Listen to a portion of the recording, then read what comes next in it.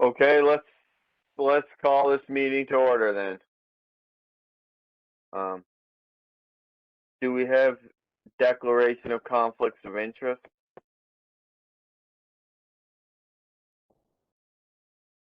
None. Oh, and just so you know, I'm doing the minutes tonight, so I'm going to try not to talk too much. Okay, okay.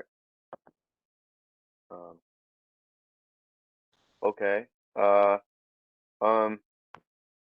don't know, at the end, I have kind of new business I'd like to discuss if you want to put that at the end.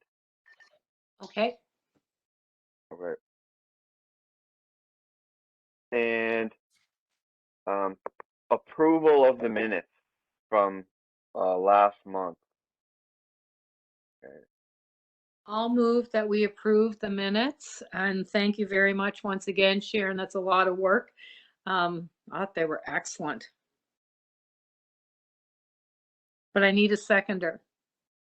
I'll second. Thank you. And approval of the agenda this week, or this month, sorry.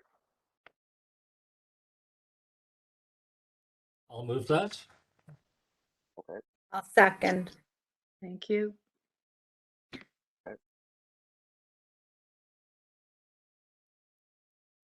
And do we have our guest? Report from Scott Adams, Manager of Public Works. I see Councillor Tweel is joining us. Yes, I don't know if you can see me. Nope. No? For some reason, the video, someone else's, another application is using your camera, whatever that means. We've So, got, Yeah. It's all right. We can hear you. okay, and we've got City of Charlottetown hosts there, CC, who's ever operating that. I don't know. All I'll say by background is I know Jill Stewart went to the police department. So I messaged or I emailed her yesterday afternoon late and said, okay, who's bringing our minutes and agenda? And she wrote back that she forwarded it to Doug Dume. So I contacted him this morning and asked him to put Scott Adams and to send one of these links to Scott Adams. Now he put report from Scott Adams, Manager of Public Works, but I don't know. I never heard. Did anybody hear from Scott Adams? Oh. No. No, And Sharon, did he reply to you when you sent out the questions to him or anything? no. Okay. Well, I don't know what to say. I don't either, What- because I did ask Doug specifically in a separate email to do that, right? To send the link to him and that he was our guest speaker. Would anybody have his contact information to contact him? Or that might, yeah. I do, just his email. Do you want, Okay, yeah. I don't have a phone number or anything. Do you, anybody else? No. Councillor Mitch, do you have any contact? I don't have his phone number or anything like that, no. Okay, Okay. Well, what we can do is just postpone that one, and maybe we can just hope that he comes in later. Okay. Okay, that's the reasonable thing to do, I think. Did he have a specific time? I'm pretty not sure that I'm aware of. at 6 o'clock, but yes, he did. When I sent the email out, I specifically made note of the date and time of the meeting, that he would be a guest speaker. He might be just running late. Yeah. Yeah, and you have to keep in Oh. count of the COVID announcement that could have affected him somehow as well. You never Possibly. know with all of that stuff. So I definitely didn't check in with him in the last week. okay. So let's do some reporting from the department liaisons then. Public Works. Do we have a report for Public Works? Probably pretty low key. Well, no, I don't, because I thought because he'd be the guest speaker that Yeah, that makes sense. so I really So- didn't seek him out this month. So I apologize. Sorry. Oh, no apology needed. Okay. And how about Parks and Recreation? So, as the newly appointed liaison, I have been in touch. I noticed reviewing the minutes this morning that I failed to follow up on the horses on the trail issue, so I will do that immediately. Yeah. But I've had a couple of exchanges with Nancy there, who seems really nice, really positive, really good to work with. She seems to be very keen on our mandate and very interested in an east-west corridor linking Victoria Park with the trail. So we had some nice correspondence, but she did actually have nothing substantive to report to the committee for this stage. But I will follow up immediately tomorrow morning on the horses issue, which I dropped the ball on. Sorry. That's all right. No Wouldn't apology be needed. We're just getting new. We're just new at this, Richard. Oh, yeah, and you can't do stuff Totally. for Christmas. Do you know what I mean? Like, people aren't going to answer emails in I'll December. use that as an excuse rather than the fact that I completely forgot. We haven't even started the hazing yet either. That's a whole other 2-month process. Right. You didn't even, you don't have to beg for forgiveness for sure, Richard. And next one, how about police? I have nothing to report from the police. The contact there that I deal with is off on a leave. I did ask him for who would be the person that I would connect with, and he was a not replaced for the leave. So he told me to just go up if I have anything, but I had nothing to report. I did notice that there were reports of snowmobiles on the trail just outside of Experimental Farm area. So I did call on that just for clarification, and it appeared that several people were asking for clarification on it too. But that's all my report would be. Has anyone heard any rumors of the city police flipping on the automated traffic cam enforcement on University Avenue in the gully there by UPEI? No. What's that about? Well, I don't know. Somebody had said that there was an automated ticket generated from there, but I hadn't heard anything about that. So I know when they changed our license plates here a few years ago, that was a reason for them to be telephoto for automatic ticketing. And I know they've been putting up those cameras around the city. I'm just wondering if they had activated that or not. But I think it's just a rumor at this point. I will ask. Yeah, it'd be good to know, because that is kind of Um, a dangerous area to get across there. Is that the junction of Belvedere and University? No, somebody said it was that gully just past UPEI near where the alumni It's- building is. Oh, Where yes, yeah, Yeah. between the UPSI Right after building Wendy. and Yeah. A&W. Yeah, right. I Yeah, know I guess lots that of goes people. pretty fast. Yeah. yeah.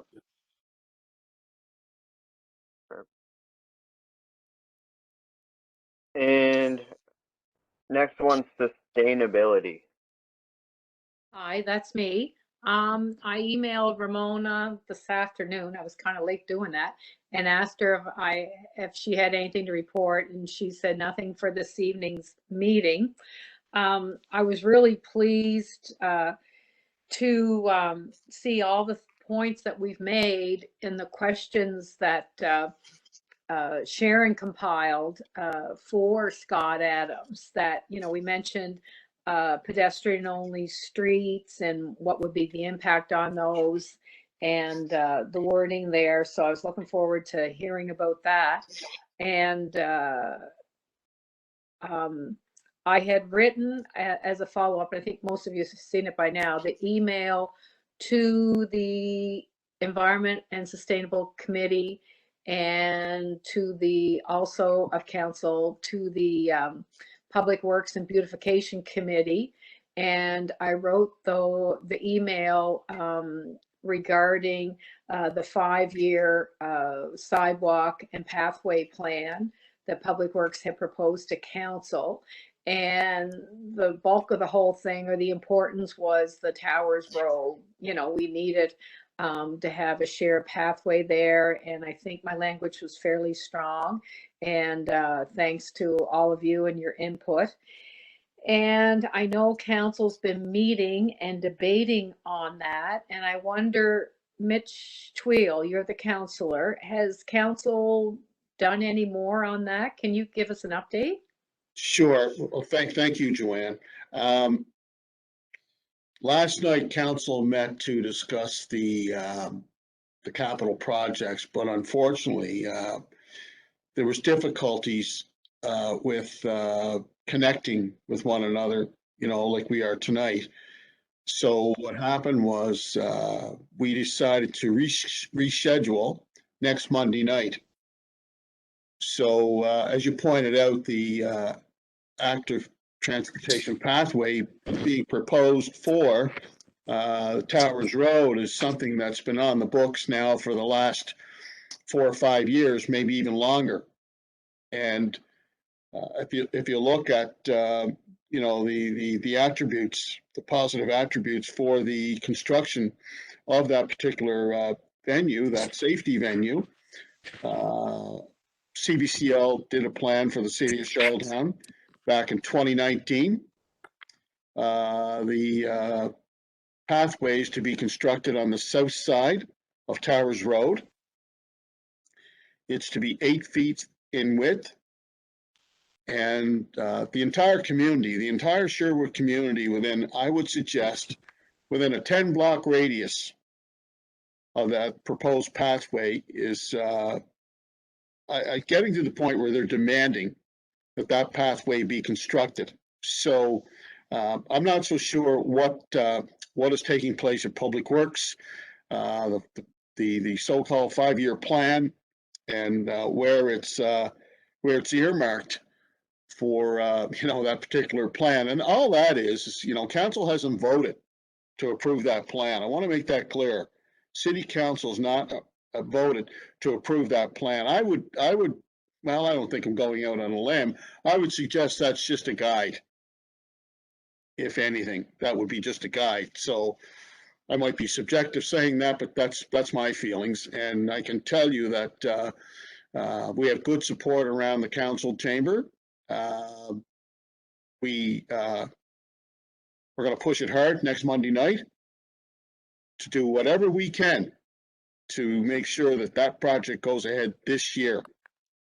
So we have, I don't think I'm talking at a school, we half the council's on board. Well, I'm gonna ask you the question, Mitch Yeah. Tweel. You stated that's your feelings. Could you speak to us regarding the facts? What I told you is How- basically, what I told you is as much as I know. As much as I know. It would be great even if in this year coming that we're in, even if they put down a gravel base, like something, doesn't have to be paved, right? Because I know there's construction going on. But even if they were to put something down that people could, not be on the road and just have a plow go down in the winter, that would be a huge step forward, I think. I don't know if that would accommodate the folks that are people with disabilities that are the motorized scooters and. Yeah, you're probably right. Yeah. What's Ryan, when you travel, do you ever travel the trail in the winter? Not very often. I kind of stay away from the trails in the winter. Is there any trail in the city that's plowed in the winter for you that's acceptable? I'm just looking at something that would be a comparative. Like, some sidewalks are cleared better than others. Like, they just cleared our sidewalk like 10 minutes ago. It wasn't cleared till today, but like, it's deep in the city. I think some of them that have a lot of frequent users are good, but like backyard, home street sidewalks, they don't get plowed very often. Sometimes, but Because I think, it's an understandable delay. yeah, I think that trail too, you know, going up Towers would be a kind of identified as a high usage trail, so it would be kept fairly clean, I would think. I Absolutely. think Yeah. the mandate of the committee, active transportations for all users. So we definitely want it to be accessible for Ryan. We also want it to be accessible for the walkers. Even removing some of the walkers off of that road would be somewhat of movement on this file. And we have discussed this since I've been on the committee. It's been, you know, many, many times talked over. And I think that along, Jason, I would just say is if we could have some form of movement with this forward and the work that we've done, I think that would be better than, you know, no movement and we're not seeing it shifting. I think we've had the call to action. I think the people in the community have made the call. And I think it's as us as members of the task force team, it is up to us to be able to lobby, to be able to find some movement on this. I think it's a great idea. I'm just, part of me is like, let's get it done, but the other half is kind of reality. And the reality is when you're in a construction zone, if a truck goes across and it's pavement or it's concrete, if they break it up, it's going to be worse than having a high compact material. Like you can get those tailings that they get off roads, or you can even get stone dust and put it down, and the stuff becomes really hard. And if they do have to fix it, it's not hard for them to fix it. Where if it's concrete or if it's pavement at this point, that would be a hard thing for them to fix. Let's say a dump truck goes over it and mashes it up. So I definitely think we should have something. Well, if I can, yeah, sure. Thank you, Jason. I think what you're referring to is the last road as you're moving down towards the trail, the last road moving into you know, the apartment building. That's the only road that would be affected, and I'm not so sure if that's really a reason not to proceed, because that could be left, that portion, that particular road going into that development, you know, that could be left. I don't see that as an obstacle, to be honest with you. I don't see that as an obstacle at all. Well, good. I just think that you know, we're going to do everything we can. There'll be no stones left unturned between here and next Monday night. I can guarantee you that. I've got 4 colleagues on board. That's 5. The mayor's on board, and we're working on 2 other councillors. To be very candid with everyone here, you know, one of the reasons why I came tonight, I wanted to hear Scott Adams. I wanted to hear what he had to say. That's one of the reasons why I showed up tonight, because you know, I want to hear what the so-called rationale is for not proceeding. To my mind, there is no rationale. So can we ask you then, Counselor, what further action can the Active Transportation Committee make to move this forward? What more support can we provide? Well, I think you can talk to I think you can talk to councillors like Councillor Alana Jankoff. I think you should be able to talk to Kevin Ramsey. And I would urge you to reinforce with Councillor Julie McCabe. The councillors that are supporting are Jason Cody, the Deputy Mayor, Greg Rivard,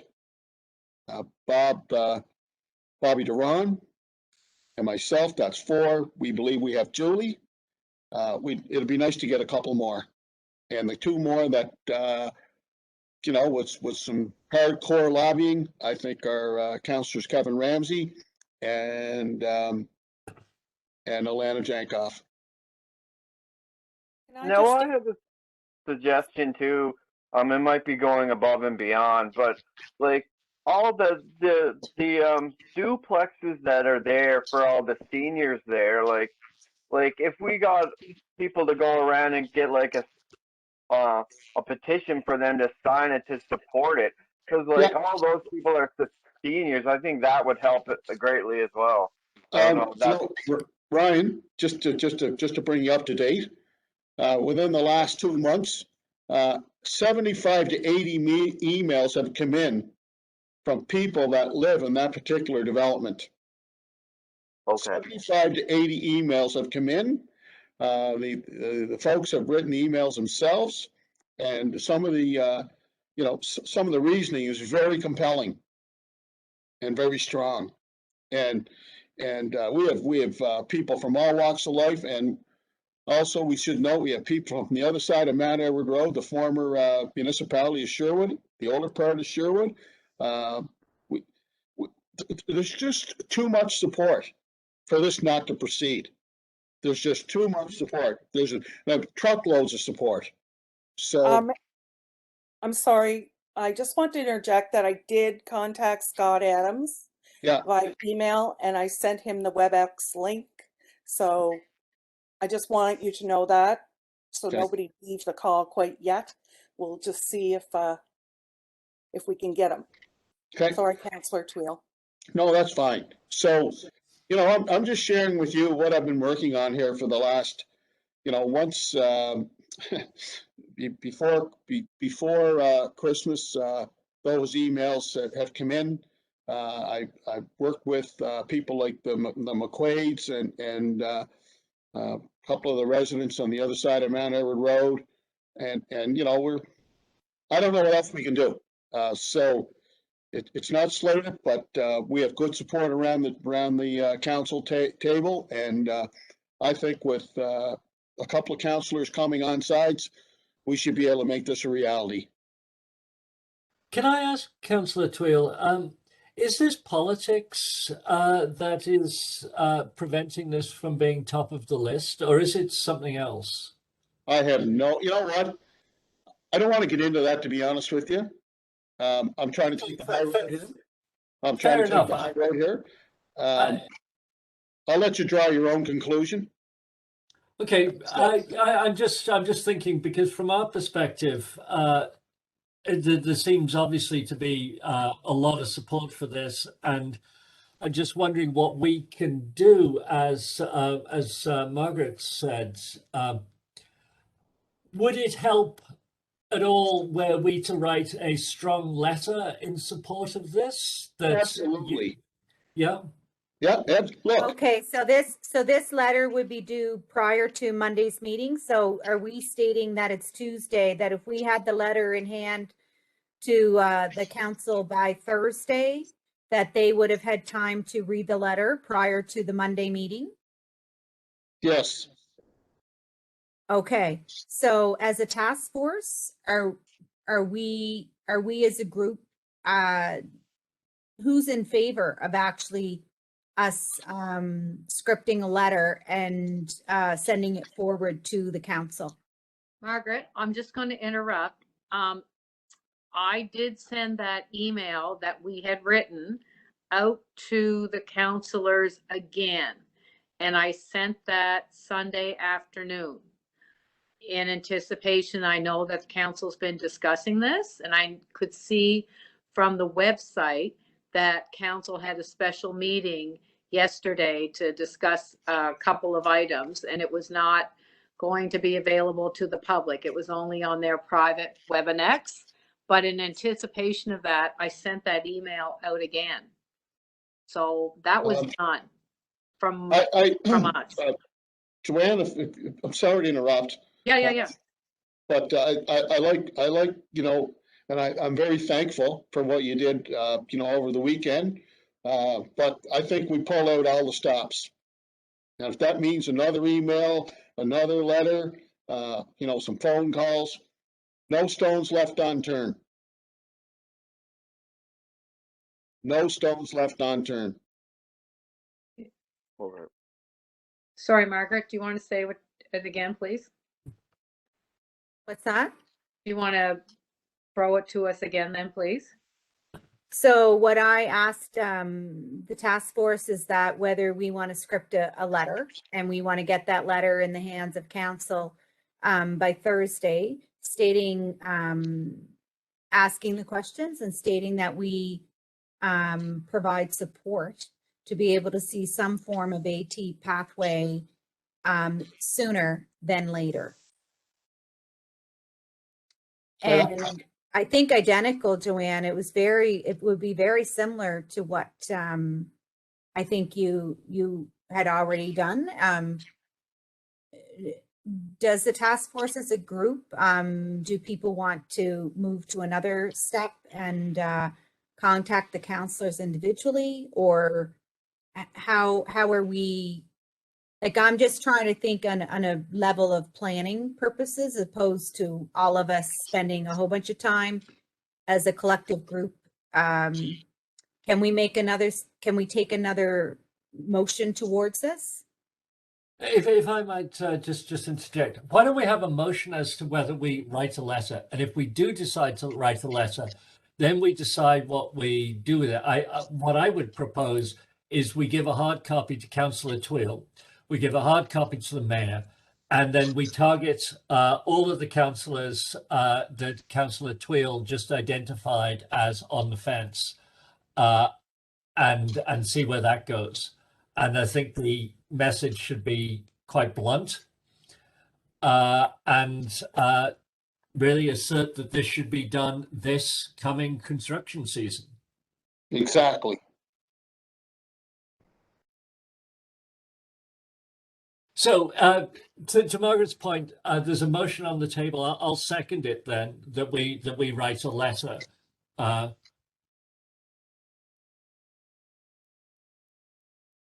support it. All in favor? I am. Oops. Yes. I think it's everyone. Everyone, yep. Thank you. So I'm happy enough to draft a letter, and I can take care of that probably first thing tomorrow.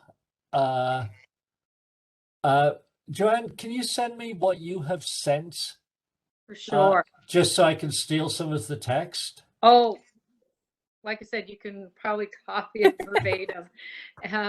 But for sure, yeah, no, I will send that to you, Richard. Thank you very And much then- for offering to do that.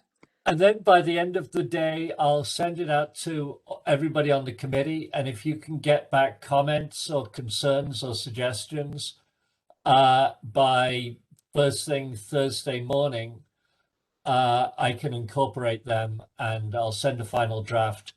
And do you want it to, who wants to actually, we don't sort of have an official email address, do we, as a committee for it to come from? I can create an alias and attach it to somebody if we want. Okay, well, why don't then, when the text is agreed, Jason, I send it to you and you send it for distribution. Is that okay? Yeah, well, who do we want it? I have to attach it to somebody. So it can either come to me or it can go to somebody else in the committee. It's whatever we want. Actually, it should probably come from Ryan as chair of the committee. I was just thinking that as well. Okay. So Send it do to you me, want then. do you want info at the active city or hello or Info is fine. info? I mean, Richard, you could So still. what do I do after I receive it? Well, it's just more about, I mean, you can send it to everybody if you want, but it's just more about having an email address that is perceived to not be one person. It's just for the group. Actually, Okay. you know what I can do? I can actually, I'm just looking in the That's configuration what here now. That's what Teams was for. Well, Teams is for our communication, but most people don't have Teams. So I can make an email. I'm just looking here now. I can make a distribution group. So what I'll do is I'll make a distribution group for info. And if somebody sends something to info@theactivecity.ca, we will all get it. Okay. So I'll do that right now while we're talking. By the way, Richard, your help with the questions was phenomenal. Thank you very much. Oh, thank you. Yeah, no, I'm always happy to write things. I mean, I do that for a living, so You're very good at it. thank you.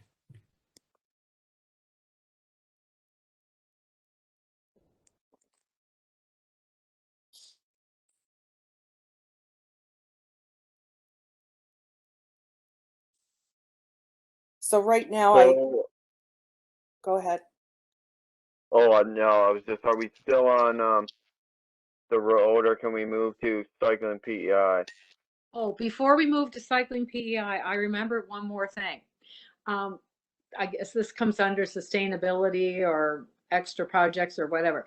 But back, I believe it was November, Margaret had directed the task force to ask Stephen McFadgen, who also works for Public Works, whether there had been an audit of accessibility to cities' facilities.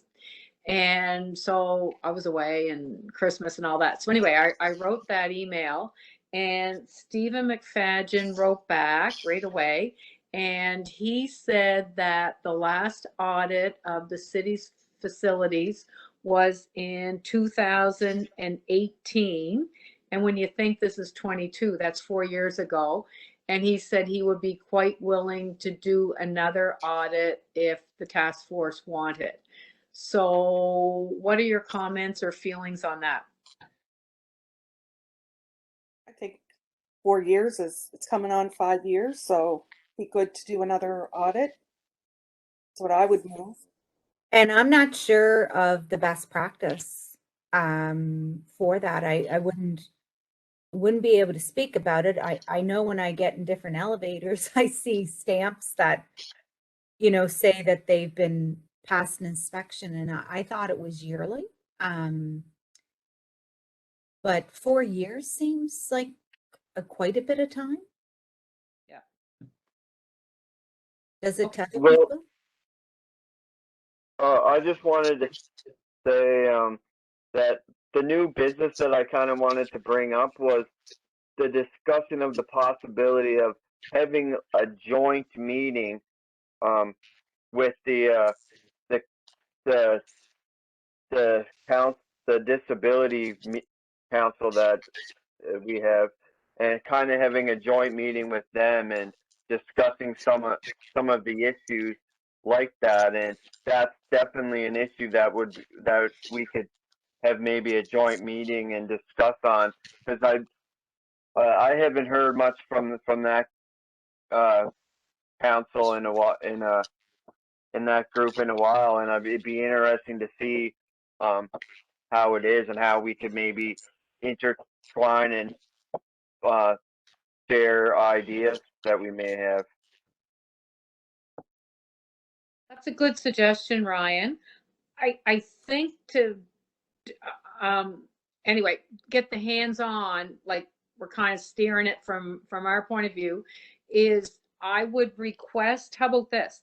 I'd request that or be directed that Steve McFadgen conduct this audit, and that the report go to the task force and to the Disabilities Committee of Council. Because like I said, until before Christmas, I didn't even know there was such a thing. I came across it on a website. And so if that report comes to us and comes to them, then how about we have, and maybe by then we'll be out of COVID.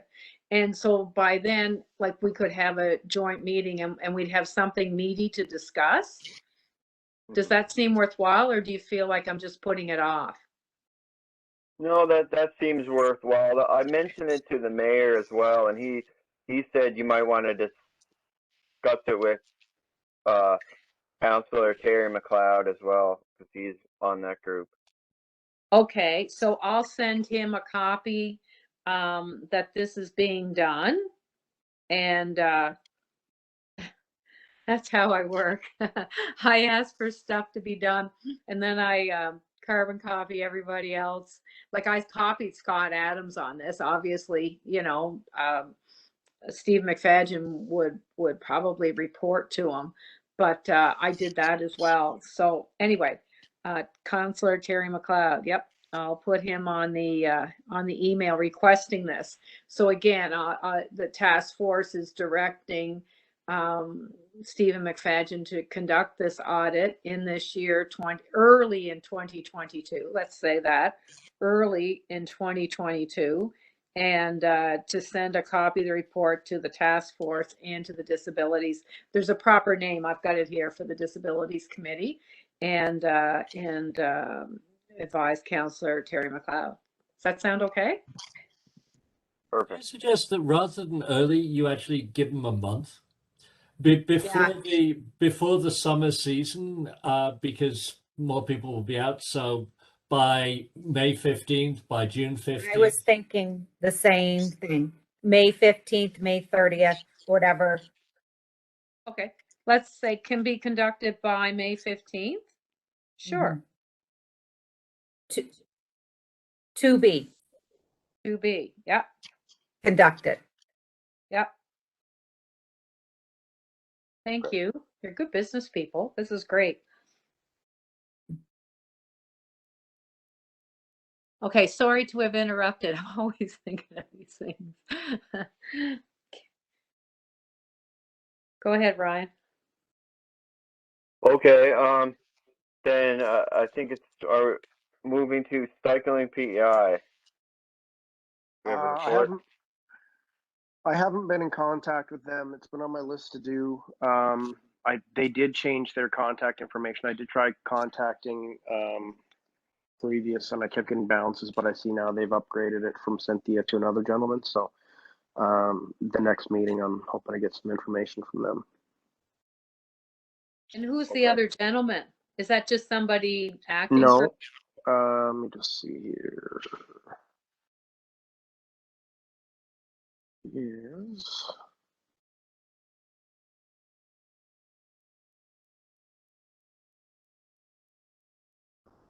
Bum, bum, bum. Mark Weeks is now president. Okay. Cynthia is the vice president.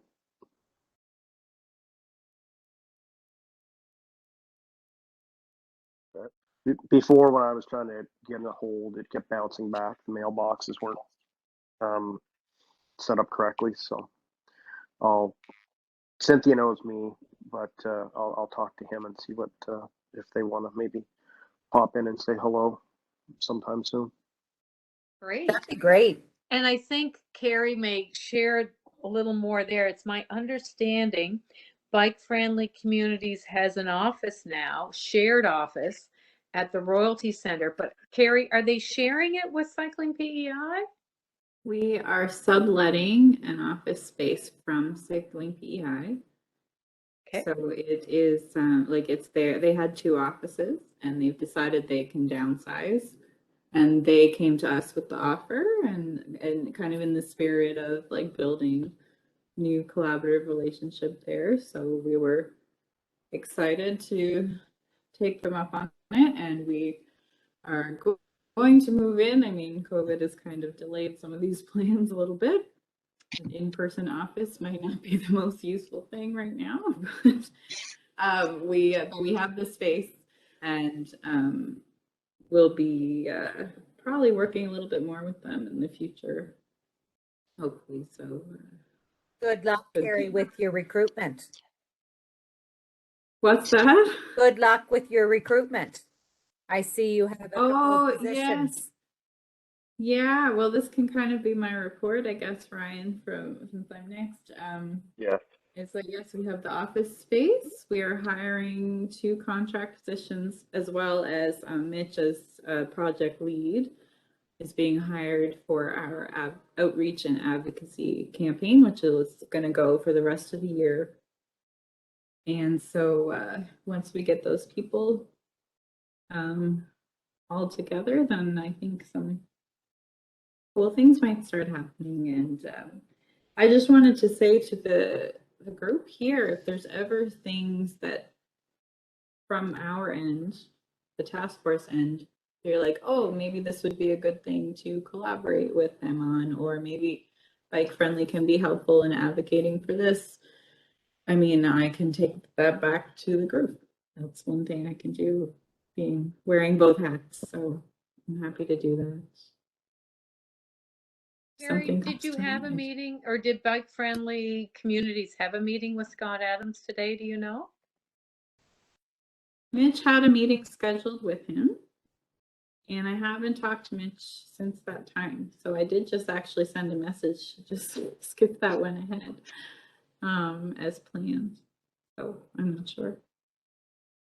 But again, yeah, we had some questions about the 5-year plan. And I mean, part of our campaign that we got funding for, in which the mayor wrote a really glowing letter of support for our application when we applied, was it's developing an overall network plan for the 3 capital region cities and towns, because the provincial plan doesn't cover those areas in detail. It kind of comes to the edges of the cities and stops there. So that's part of what we're doing. So we're basically offering to kind of, since it's paid for by the province, basically for free to, as far as the city is concerned, like help build this cohesive plan that we can then work towards. Because I mean, we know there's a lot on the plate at Public Works, and active transportation is not always going to be the only thing they have to worry about. So that's one thing we're hoping to be able to, you know, if we're building this plan anyway, we're hoping that it will be, you know, adopted by the city, or at least used as some guidance. Ryan, can I ask a question? Sure, go ahead. Thank you. I just want to follow up on what Carrie said, and I thank you for that, Carrie. That's a real good perspective. I think, Joanne, we talked about this over the weekend. I'm a strong believer that the active transportation file should be a separate entity unto itself. I would even suggest, you know, either a special committee be set up to oversee active transportation pathways here in the city of Charlottetown with that particular plan that you're referring to, and to give it more, to give it a bigger profile, more emphasis, a real identity, and not just have it lumped in with sidewalks. And that's not to say it's any more important or any less important, but I think the time has come now to make it truly an entity unto itself. And I just wanted to bring that to the committee, just for your, you know, your thoughts, your consideration, because that's what people across the city are wanting. And it's great that we're building active transportation pathways on the periphery of the city, but that doesn't speak to, you know, pathways in the heart of the city, like your Towers Road and other particular streets and the connectors that we're talking about. And I think by having, you know, an active transportation committee, or maybe it comes under environment sustainability, I would think that would give it more of a priority, much more of a priority. And again, I just bring that forward. I've been thinking about this for the last year or so, and I just wanted to bring it forward. I agree. Thank you for that. Can I ask, what would it take to sort of move in that direction? I think, you know, once again, or if you know, a letter to the mayor, and Mm-hmm. you know, mayor and some, again, the council, to say that we feel very strongly that that it needs a bigger, like I said, all the arguments I said previously, and maybe bring it under a different committee, because you know, there is funding out there with the province and with the feds, and I just think Public Works has so much on its plate You know, as opposed to being, I'm not trying to be critical, but I just think that this whole movement towards active for transportation deserves to have that importance and that its own identity. I really do. And I think we could, if that was to happen, I won't make any predictions, but I feel quite strongly we'll be able to move a lot more mountains collectively as a community.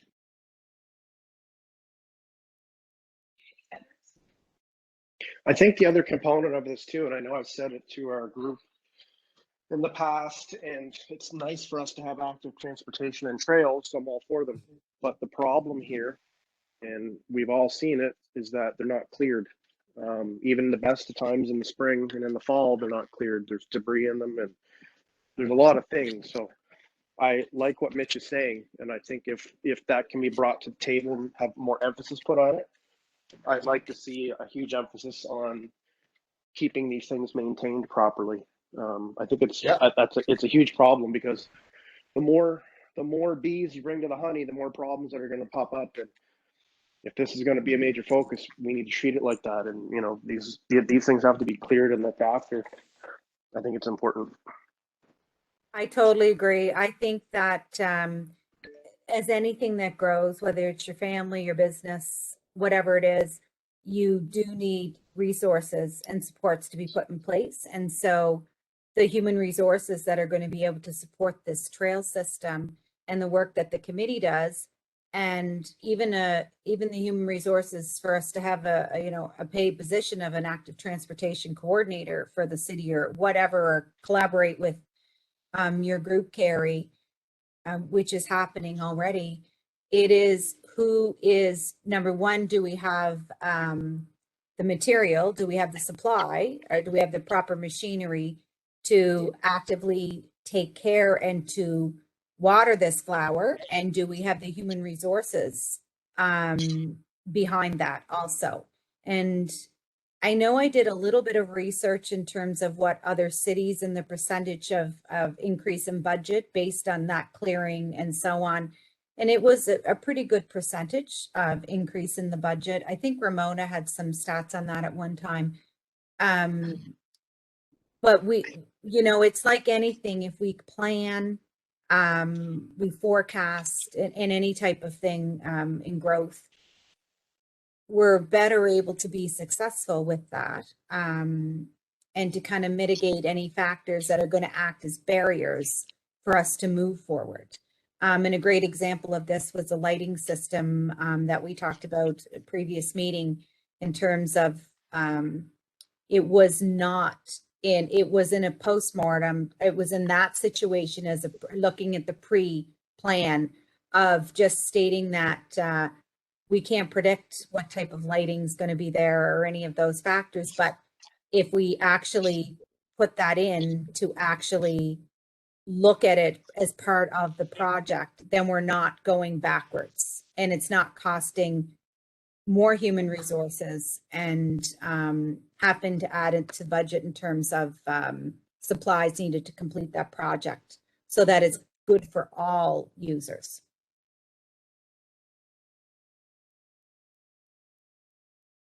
I like that. Agreed.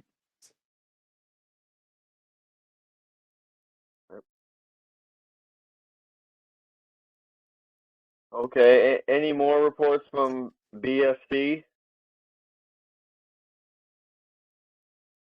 Nope, not at this time. But if there's, again, ever anything that we could help to advocate for, maybe like this sort of committee forming, if we decide to do something about that, I can take that back to the group on our behalf if there's things like that that come up. Carrie, I have a question, and maybe you could help me, or maybe direct me, or is this something that would be, do we have an ability to get those hard numbers to see, what other municipalities are forecasting for budgets to be able to clear the active transportation lanes. I know Halifax, it's very busy. Like they have I follow someone there. There seems to be a support system there with the lanes and the delays, and they report what AT lanes are open.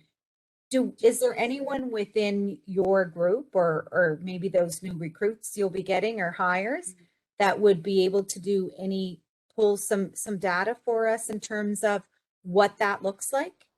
In maintenance, snow clearing, like how much budgets for municipalities have to increase to be able to support active transportation lanes? It's certainly, that came up we had a meeting yesterday and the question about snow removal came up because we have a few of our members are cycling in the winter and are able to kind of let us know and where the needs are, what's being cleared and what isn't. So yeah, I can certainly take that back to the group. It's important because if we're going to be building these trails, then yeah, we need to maintain them. So it's a factor.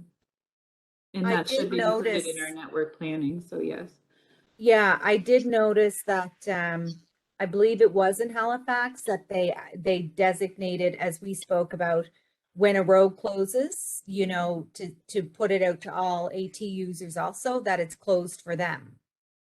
You know, so I did notice that there was some guidelines around what they could put in terms of like after snow removal, when so many roads are cleared, what AT lanes like become open, and the number of hours that people can expect that they will be cleared, which is very helpful information. I was actually quite surprised over the last week or more, not that I was at many places, but to see the people cycling.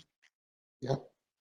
And I know what barriers it was for folks to walk, and you can imagine cycling too. But if it's part of your everyday life, and we want to make it the go-to for us as a community, then we have to make sure that all barriers become removed for that to happen.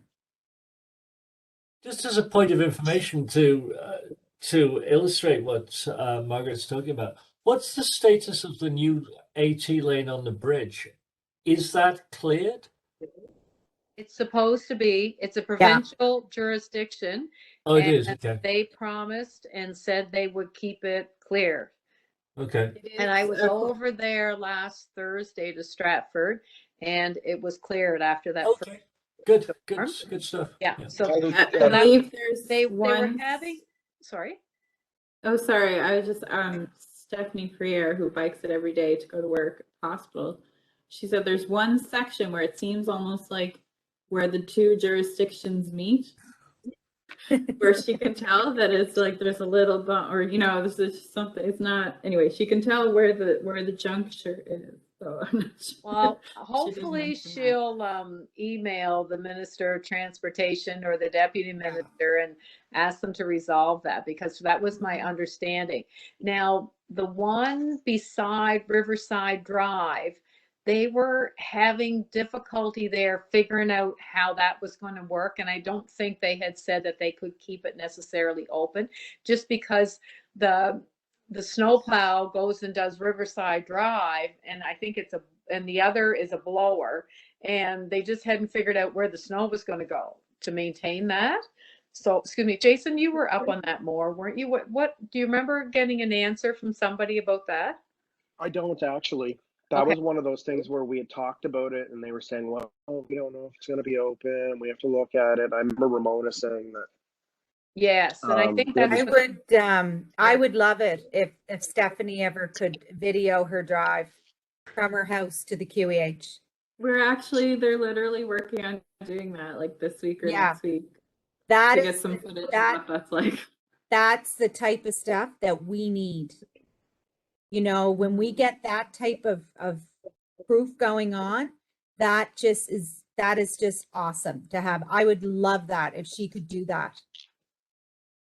Yeah, that's in the works actually. So we should try to get funding. Like we should, as a committee, try to get funding so that we can buy some of the what are they called? GoPros? No. GoPros. GoPro, Yeah, that, wouldn't that be? Margaret, let's leave that to bike-friendly communities. We'll just hand it off to them. They've got the, Okay, the go reason- Carrie, go.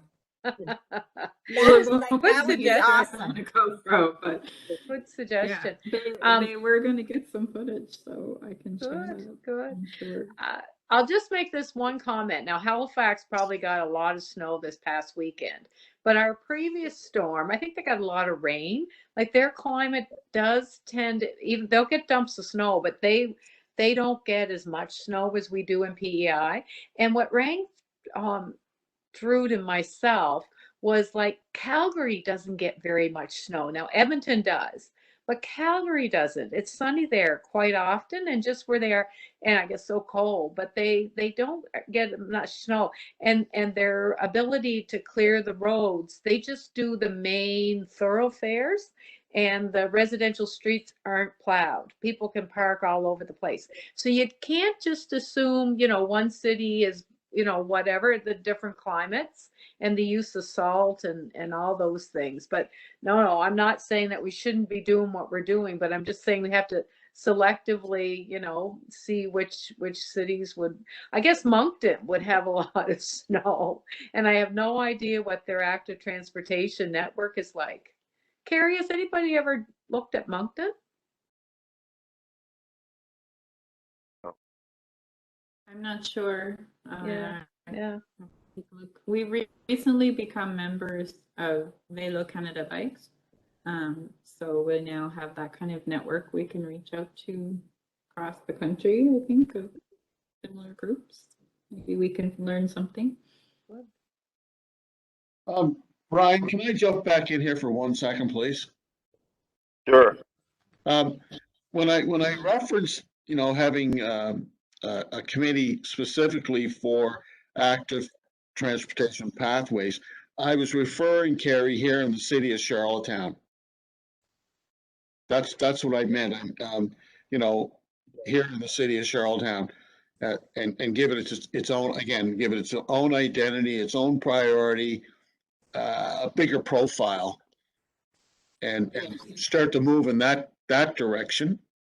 And again, Public Works has a lot to deal with, sidewalks, streets and whatnot. And that's not to say you can't collaborate, but it just gives it much more of an emphasis and much more of a priority. Again, I'm just repeating myself, but I'm talking and referring to here in the city of Charlottetown. I agree. I think that the problem right now is things get lost in the shuffle, and That's right. That department's busy enough as is. So, yeah, no, yeah, I absolutely agree with you on that. I think that's the proper approach. And as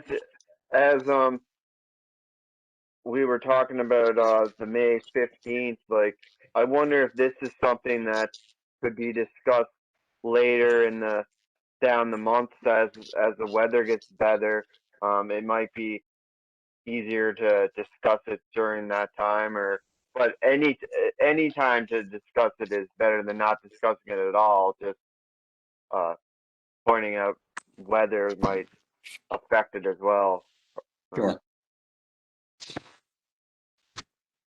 Brian, are you speaking back to the accessibility? Like we were putting a limit Yeah. on that to have it done by May 15th? Is that what you Yeah. were?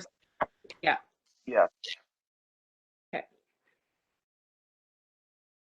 And I'm not saying to put that as May 15th, but just like giving it maybe a timeline for discussion kind of thing, maybe like a recap in a few months from now and see where it's at. Okay, so you're referring back to the possibility of us meeting with the disability committee ahead of. So I'm using that as an example, but talking about what Councillor Mitchell was talking about, and just kind of using it as another way to kind of facilitate discussion by maybe giving it a timeline of when we could discuss it. You know what I mean? Yes, I do. I do. Like, Okay. in other words, just don't discuss it tonight. Yeah, let's have some thoughts on it. You know, it's a new thought to me, and see where we can go with it, and then bring it back and take some action. Is that what you're suggesting? Yes, and maybe picking a time when it could be like in a couple months from now or something like that, just to come back with more information. Okay. And with that, it sounds like it's time to move to new business. And um, does anybody have any new business? That kind of sounds like one.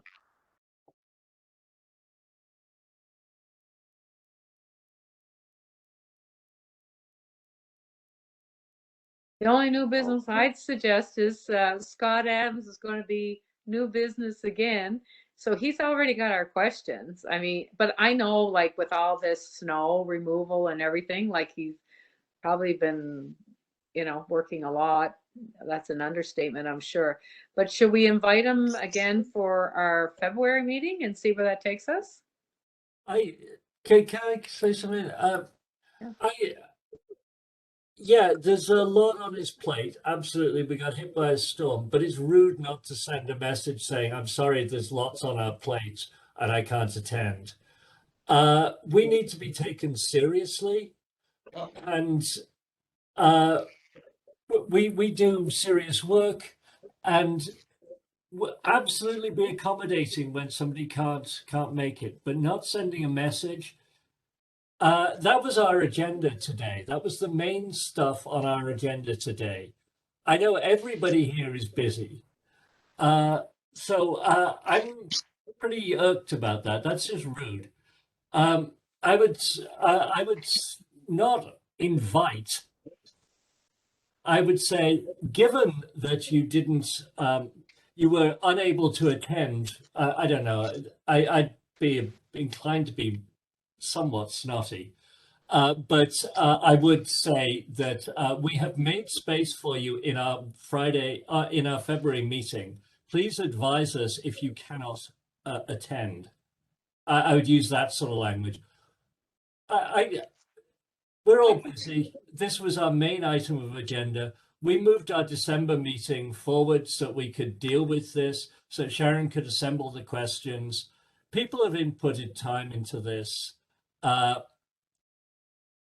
don't think we should take it entirely lying down. I mean, absolutely be accommodating, but anyway. I guess what I can do, Richard, is try to contact him in the next couple of days and then put something out on Teams to tell you what his response could be for February. How does that sound? Yeah, however you want to handle it. I think you should certainly be here on in February, because we need to hear about these issues. Well, it certainly is disappointing, but we do want to make sure we're partnering. So with my first time ever talking to him, I'm going to be. Well, fair enough. Yeah, I tend to be more aggressive in these things, and I often need to be toned down. So that's absolutely fine. Well, Richard, I'm not saying I'm not disappointed, because I think we all are, but there must be a reason, and we'll get to the bottom of that. And then hopefully, if he can't do February, maybe it could be a meeting that is set up that would help him with his schedule. I am unsure, but I'll make initial contact, not just via email. I'm going to try to call and see if I can actually talk to him. How's that sound? Yes. I would like to also suggest that if it turns out like we should have a confirmation if he can attend or not on this February meeting, but if he can't, considering that he has the questions already, maybe he can just write up his response and we can read it out as a group as a whole if he can't attend, because that would be kind of the same thing in many ways. Yes, but Brian, just under our terms of reference, each manager of the departments are required in each calendar year to appear before us. So it's on him. Okay. He has to Okay, appear before us. understand. We did the questions as a courtesy because we did that a year ago when he appeared to us beforehand. But that's just a courtesy. And he answered the questions and he still came, you know, this sort of thing. So yeah, no, it's in our